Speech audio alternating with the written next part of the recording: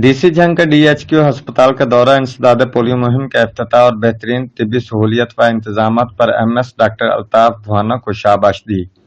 Deputy commissioner Jhang Fayaz Ahmad Mohan ने DHQ अस्पताल झंग में इंसदाद पोलियो मुहिम का इफ्तिताह किया और पोलियो टीमों की वर्किंग का जायजा लिया। डिप्टी कमिश्नर ने बच्चों के हाथों पर पोलियो के कतरे पिलाने की तस्दीक के निशानात को भी चेक किया और पोलियो टीमों को टारगेट 100% पूरा करने की हिदायत की।